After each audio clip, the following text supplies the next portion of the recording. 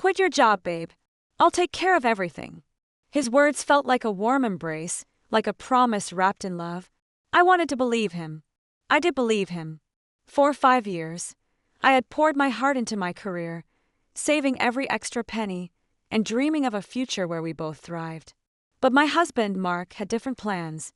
"It's just stress, love," he had said, brushing a strand of hair from my face. "Let me handle things. Focus on yourself." The idea of stepping back felt foreign, but the way he framed it, how he reassured me, made it sound like the right choice. So, with a deep breath and a shaky smile, I handed in my resignation. And just like that, I was jobless. The first few weeks were bliss. Mark paid the bills, spoiled me with date nights, and told me how lucky he was to have me home. But then something shifted. The credit card was declined at the grocery store. The electricity bill went unpaid. Mark was suddenly busy, too busy to explain.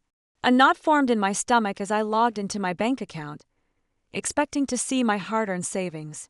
But it was empty. Not a single dollar left. My hands trembled. My throat closed. I confronted him that night.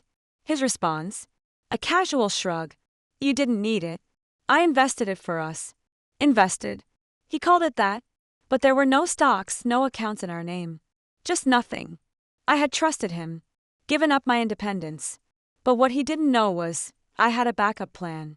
And he was about to learn just how wrong he was to underestimate me. I sat on the couch, staring at my laptop screen. The resignation email was drafted and ready to be sent with just a click. My heart pounded in my chest. "Are you sure about this?" I whispered, more to myself than anyone else. Mark walked up behind me, resting his hands on my shoulders. "Of course, babe. You've worked so hard. It's time to take a break. Let me take care of you now." I wanted to believe him. After all, wasn't that what love was about? Trust, partnership. For years, I had been the responsible one, balancing work, saving money, and planning for the future. Mark, on the other hand, had always been a bit reckless with finances. He had big ideas and grand business plans, but somehow, none of them ever really worked out. Still, he promised things would be different this time. "We're a team," he said, kissing the top of my head. "And I'm doing this for us." So, with a deep breath, I hit send. The first few weeks of being home were a dream. I woke up without an alarm, enjoyed slow mornings with coffee, and for the first time in years, I wasn't constantly exhausted. Mark was attentive and affectionate, and made me feel like I had made the right decision. But little things started to add up. I noticed him taking more calls in the other room, whispering and closing doors. Packages stopped arriving. No more surprise gifts, no more dinner dates. The fridge wasn't stocked like before, and when I asked him about the bills, he waved it off with a smile. "Don't worry about it, babe. I got it covered." Then the grocery store incident happened. Standing at the checkout, I swiped my card like I had done 1,000 times before. The beep of a declined transaction sent a chill down my spine. "Try again," I muttered, heat creeping up my neck as the cashier gave me a knowing look. "Declined." I forced a laugh, pretending it was some banking error, and pulled out another card. "Declined again." That night, I logged into my bank account. My entire savings were gone. Every dollar I had worked for, every cent I had set aside, wiped clean. I felt sick. My fingers hovered over the keyboard as I clicked through transaction history. Large withdrawals. Strange transfers. None of them were mine. I stormed into the bedroom, where Mark was lounging with his phone. "Where is my money?" My voice was barely above a whisper, but the rage behind it trembled in the air. He didn't even flinch. "Relax, I told you. I invested it." "Invested? In what?" "In us, babe. In opportunities. You'll thank me later." His nonchalant tone, and the way he grinned like I was overreacting, made my blood boil. "You took everything. Without asking me." He rolled his eyes. "It's not like you needed it. You're home now. What do you need savings for?" That was when it hit me. This wasn't a mistake. This wasn't some financial hiccup. He had planned this. He convinced me to quit my job, making sure I had no income. Then, he drained my savings, leaving me with nothing. No way to leave. No way to fight back. At least, that's what he thought. But Mark had underestimated me. Because while he was busy scheming, I was securing my backup plan. And he was about to find out that I wasn't as helpless as he believed. I sat on the bed, my mind racing. My stomach twisted into knots as I stared at Mark, who was casually scrolling through his phone like nothing had happened. My entire savings, years of hard work, are gone. And all he had to offer was a smug grin and a half-hearted excuse. I clenched my fists. You had no right. Mark sighed, rubbing his temple like I was the one being difficult. Babe, you're overreacting. I told you I invested it. In what, Mark? Give me details. Where is my money? My voice was shaking, but I refused to back down. He scoffed. You're acting like I blew it on something stupid. It's all part of the plan, trust me. His plan. I swallowed the lump in my throat. Show me. Show me the accounts. The investment receipts. Anything. His jaw tightened. I don't need to prove anything to you. You're my wife. You should trust me. That's when I knew I would never see that money again. My blood ran cold. This wasn't some reckless mistake. This wasn't a misunderstanding. Mark had stolen from me. And worse, he didn't even care. I stood frozen, the weight of it all crushing down on me. He had planned this. He had convinced me to quit my job, knowing I wouldn't have any way to support myself. He had drained my accounts so I'd be trapped, completely dependent on him. My entire body trembled. I needed air. I turned on my heel, storming out of the room as Mark called after me. Oh, come on, don't be so dramatic. I barely made it to the bathroom before I collapsed against the sink, gripping the counter for support. My breath came in sharp gasps. He played me. I had been so careful with my money, always saving, always planning. But I had let my guard down for him, the person I was supposed to trust the most. I squeezed my eyes shut. No, he was not going to win. Because while Mark thought he had left me helpless, he had no idea that I had already put a backup plan in motion. I took out my phone, hand still shaking, and opened my secret email account. The one he didn't know about. The one linked to the backup savings account I had opened months ago. Because I had felt this coming. Mark had always been reckless with money. He made big promises and big plans, but I had learned the hard way that he never followed through. So the moment he started convincing me to quit my job, something in my gut told me to prepare. I had quietly started setting money aside, little by little, in an account he didn't have access to. Not as much as I had in my main savings, but enough. Enough to leave. Enough to rebuild. I quickly transferred the funds into an account under a name only I knew. Then, I did what Mark never expected me to do. I called my old boss. The phone rang twice before she picked up. Hello. My throat tightened. Hey, Michelle, it's me. Wow, I didn't expect to hear from you so soon. She sounded genuinely surprised. How's married life treating you? I hesitated. For a second, I considered telling her everything. The betrayal, the lies, the money. But I swallowed it back. Not yet. I made a mistake, I admitted. Leaving my job. If there's any chance at all that I could come back. Say no more. She cut me off. We never filled your position. I always had a feeling you'd be back. Relief flooded through me so fast that I nearly collapsed. I wasn't trapped.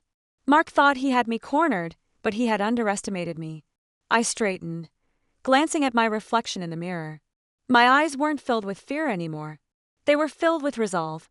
Mark wanted to play games. Fine. But he had no idea that I was about to flip the script. I stepped out of the bathroom, my mind sharper than it had been in weeks.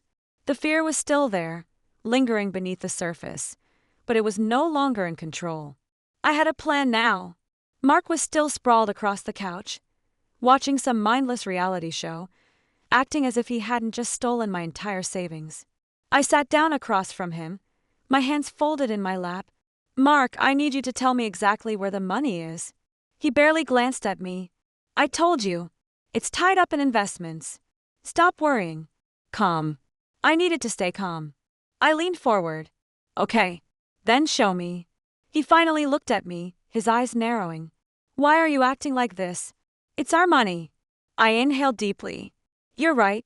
It was our money. But you never asked me before taking it. So if it's in investments, prove it. Show me the accounts. His jaw twitched. Silence stretched between us. Then he scoffed. You wouldn't understand the numbers anyway. That's why I'm handling it. There it was. The arrogance. The manipulation. For years, I had ignored these small red flags. The way he dismissed my concerns. The way he always acted like he knew better. But not anymore. I stood up, my heart hammering. I'm going to ask you one last time. Where is my Money. Mark sighed like he was so exhausted by my nagging.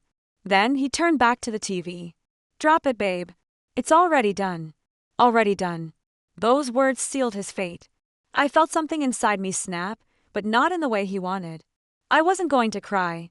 I wasn't going to beg. I was going to win. I spent the next few days pretending to cool down. I acted indifferent, like I had finally accepted what he had done. I cooked dinner, smiled at the right moments, and nodded when he talked about his big plans. Mark, predictable as ever, fell right into it. He thought he had broken me. He thought I had no way out, but I was working in silence. My first move was securing my job. Michelle officially rehired me, and I was set to start in 2 weeks. My second move? The apartment. Mark and I were both on the lease, but here's the thing, he never read anything carefully. He had no idea that when we signed, I had made sure to be the primary leaseholder, which meant I could remove him. And I planned to. I met with the landlord in private, explaining the situation without too much detail. He wasn't thrilled, but after showing him proof that I could afford the place on my own, thanks to my backup savings, he agreed. Mark didn't know it yet, but he was about to be homeless. A week passed, and I finally saw where my money went. Not investments. Not opportunities. Gambling. Mark was betting with my money. I found the proof when he left his laptop open one night. He had multiple online gambling accounts, all showing the same pattern. Large withdrawals, desperate deposits, and then nothing. No returns. No profits. Just loss after loss. It took everything in me not to smash the laptop right there. Instead, I took screenshots. Sent them to myself. Evidence. Because I wasn't just leaving. I was making sure he would never do this to anyone else. 2 days before I started my new job, I put my plan into motion. Mark came home to find me sitting at the kitchen table, my laptop open, and a few papers stacked beside me. "Hey, babe," he greeted casually, dropping his keys on the counter. I smiled. "Hey, we need to talk." His expression shifted slightly.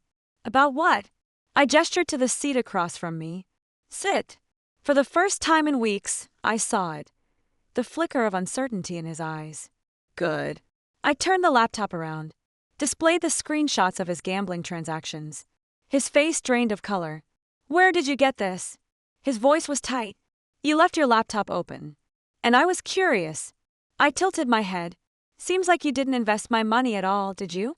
His nostrils flared. "You had no right to snoop through my—" I cut him off. "You had no right to steal my money." Silence. I let that sink in before continuing. "So here's what's going to happen." I pushed the papers toward him. "That's a lease removal form. I already spoke to the landlord. You have 3 days to get out." His eyes widened. "You can't do that." "I can." And I did. I leaned back, folding my arms. "Also, I got my job back, so I won't be needing your help anymore." He stared at me like he didn't recognize me, like he thought I'd never fight back. I wasn't done. "I also sent these screenshots to a lawyer," I added. "Since you technically stole from me, I could press charges." His hands clenched into fists. "You wouldn't." I held his gaze. "Try me." For the first time, Mark had nothing to say. No excuses. No smug grin. Just silence. I stood up. "Like I said, you have 3 days. If you're not gone by then, I'll make sure you regret it." I walked to the bedroom, locked the door behind me, and exhaled. I had won. Mark thought he had trapped me, but he forgot one thing. I was always one step ahead. Mark sat frozen across from me, his eyes darting between the documents on the table and the open laptop screen displaying his gambling transactions. His mouth opened, then closed, like he was struggling to find the right words or the right lie. I gave him a moment. I wanted to watch the realization settle in. The slow, creeping horror that for the first time, he wasn't in control. Finally, he scoffed. A last-ditch effort to sound confident. "You're being ridiculous." I didn't flinch. "No, Mark. What's ridiculous is that you stole from me.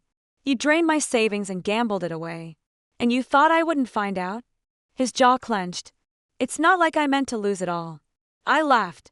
A short, sharp laugh that made his eye twitch. Oh, well, that makes it so much better. He shifted in his seat. Look, I can fix this, all right? Just give me some time and I'll. Fix it how? I cut him off, my voice razor sharp. Lie to someone else? Steal from someone else? Because, Mark, you don't have anything left to take. I saw it then. The crack in his mask. A flicker of panic. He leaned forward, his voice dropping. Babe, don't do this. We're a team. I know I messed up, but I can make it right. I stared at him, shaking my head. You don't get it, do you? I'm not asking you to make it right. I'm telling you you're done. I shoved the lease removal form closer to him. Sign it. You have 3 days to get out. His face darkened. I don't have anywhere to go. Not my problem. His hand slammed onto the table, making me flinch. Damn it, I said I can fix this. My heart pounded, but I didn't let him see it. I had come too far to let fear take over now. I reached into the folder beside me and pulled out the second document. If you don't sign the lease removal, fine. I'll just file this instead. His eyes scanned the paper, and his face paled. A police report. Fraud. Theft. The evidence I had gathered, the bank transactions, the gambling accounts, everything laid out. I leaned in. If you think I won't press charges, try me. He swallowed hard, his Adam's apple bobbing. For the first time, he looked genuinely afraid. You wouldn't do that to me, he whispered. I tilted my head. Oh, Mark. You did this to yourself.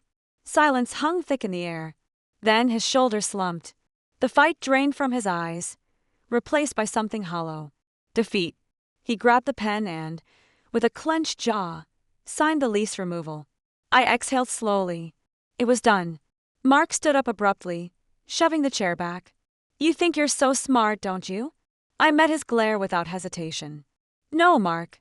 I just refuse to be your fool. His lips curled, but he had nothing left to say. He stormed toward the bedroom, probably to grab his things. I stayed seated, my hands still clenched under the table. My body was buzzing with adrenaline, my mind spinning. I had won, but this wasn't just about winning. This was about taking back my life. The next 3 days were tense. Mark didn't lash out, not physically, but his presence was suffocating. He barely spoke, but his resentment filled the air.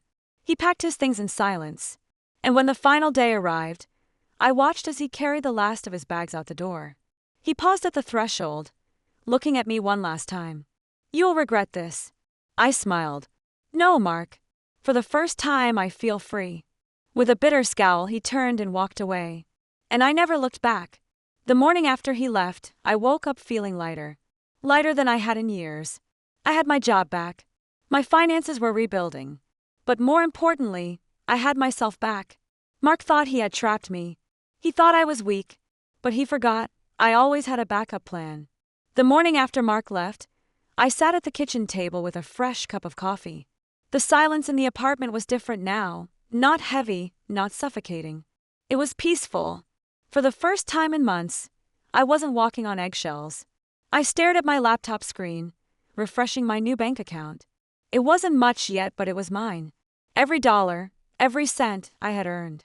No more waiting for Mark to fix things. No more trusting the wrong person with my future. At work, I slipped back into my old routine seamlessly. My coworkers welcomed me like I had never left, and Michelle, my boss, pulled me aside on my first day back. You don't have to explain, she said gently. But if you ever need anything, support, advice, just ask. I swallowed the lump in my throat. I had been so isolated with Mark, so convinced that I had no one but him. But that was the lie he had wanted me to believe.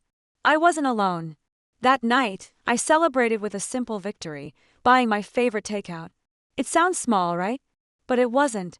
Mark had controlled every aspect of our finances, criticizing how I spent money and making me feel guilty for even the smallest purchases. Now. I ordered the extra side of fries, and I enjoyed every bite. 2 weeks after Mark left, I got a call from a mutual friend. Have you heard about Mark? I hesitated. No. Why? The friend sighed. He's been couch hopping, borrowing money from anyone who'll listen. His big investments didn't pan out. I almost laughed. Of course they didn't. Mark was a leech, hopping from one person to the next, feeding off their trust. draining them dry. But he wouldn't drain me again. That night, my phone buzzed with a message. "Mark, I messed up. I miss you. Can we talk?" I stared at the screen, letting the words sink in. It was almost funny. He had spent months making me feel powerless, making me believe I needed him. And now, he needed me. I didn't reply. I didn't even think about it. I simply blocked his number. Because I wasn't that woman anymore. I had lost money, time, and trust, but what I had gained was worth far more. I had gained freedom. I had gained self-respect. And most importantly, I had learned never to bet on the wrong person again. Mark thought he had won, but he never realized I always had a backup plan. A month had passed since Mark walked out of my life. At first, I expected to feel broken, to wake up drowning in regret, missing the man I once thought I loved. But instead, every morning felt lighter. Every decision felt mine again. The apartment, which once carried the weight of his presence, now felt like home. I rearranged the furniture and bought myself a new set of bedsheets. The kind Mark would have called a waste of money. But this wasn't about the bedsheets. It was about reclaiming everything he had taken from me. One Friday night, I stood in front of my mirror, slipping into a dress I hadn't worn in years. Mark used to say it was too much, that I didn't need to draw attention to myself. But now, I admired my reflection, the confidence in my stance, the sparkle in my eyes that had been missing for far too long. I was going out with friends I had pushed away, because Mark made me feel like I didn't need anyone but him. But that was his biggest lie, and I had finally stopped believing it. The next morning, as I sipped my coffee, my phone buzzed with a new number. A voicemail. I hesitated for a moment before pressing play. Mark's voice filled the room. "Hey, I know you don't want to hear from me, but I just wanted to say I'm sorry. Things have been rough. I lost some money on a deal, and, well, I could use some help right now." I closed my eyes. He hadn't changed. Not once did he ask how I was doing. Not once did he acknowledge what he had done to me. It was always about him. I deleted the voicemail without a second thought. Mark had underestimated me before. But this time, there were no second chances. A week later, I took a deep breath and stepped into my bank. I sat across from a financial advisor, a woman who smiled warmly as she pulled up my account details. "How can I help you today?" she asked. I smiled back. "I want to open a high-yield savings account," I said confidently. "And I'd like to discuss investment options." Because Mark had stolen from me once, but no one would ever take from me again. Walking out of that bank, I felt something I hadn't felt in a long time. Not relief. Not anger. Power. I wasn't waiting to be saved. I wasn't hoping someone would fix things for me. I had learned my lesson. And that lesson was simple. The only person I would ever bet on again was myself.